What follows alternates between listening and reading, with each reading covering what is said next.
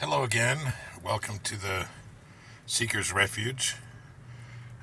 This is a follow-up to the last video I did about the stovetop oven, where I had used it for the first time to heat some little burritos that were frozen all the way through, and that seemed to work out pretty good.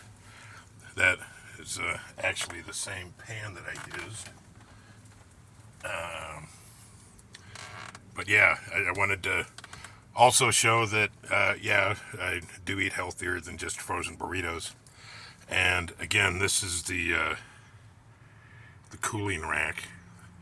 And the whole thing with putting the pebbles in there, I wouldn't use concrete pebbles. You'd want something natural. And basically what it does is, if you just put the cooling rack, if you had just put this down inside the pan and tried to do it that way, then the bottom of the pan would get hot and last for however long it lasted and then cool off. But by adding, and the bottom of the pan only has so much surface area. But by adding the stones, the pebbles, it increases the surface area for retaining heat and then also dissipating it, so it holds heat longer than what if you just use the bottom of the pan. There might be other things you could use besides pebbles. Just make sure that it's as natural as possible without any combinations of chemicals or stuff. Someone's having a bad night. I hear the siren in the background. Yeah, make sure that it's not something that when you heat up, you'd get off-gassing or other things that could happen. So, having said that, and again, it's the depth of the stones depends on the size of the pan you're using. Of course, the more stones you have in there, the longer the heat will hold and last. Ideally, see, this is a relatively average frying pan, about inch or two, well, maybe about 2.5 inches deep. But if it was deeper, then you could have the stones down there, the cooling rack, and you'd have more of the convection, hot air circulating around. So I just wanted to mention those things while also pointing out in this video that here I've concocted my take on, I think it's an English dish called Bubbles and Squeak, which is like, I think, cabbage and sausage. But what I did here is I had a head of cabbage and some scallions and bacon. So first I cooked up the bacon, and then I diced the cabbage to cook in the bacon grease so that the bacon grease doesn't go to waste.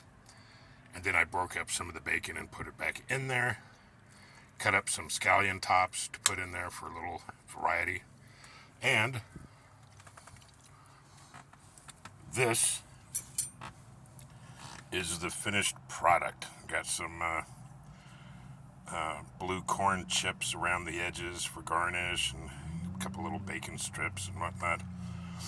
But yeah, I just wanted to show that even living an alternative lifestyle in a horse trailer, it's not just burritos and cup of soups and top ramens and whatever you can get, that it is possible to cook something that's healthier and that looks half decent.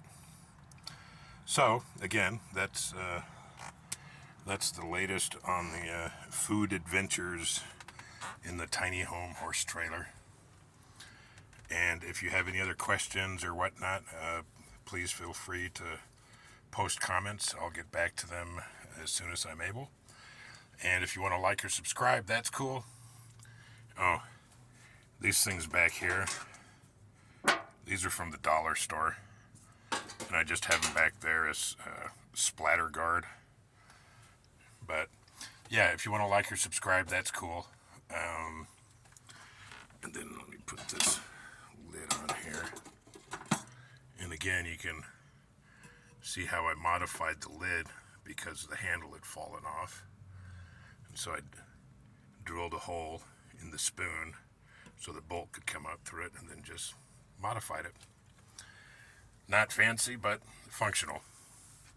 All right, well, that's it for this video, and I'll catch you in the next one.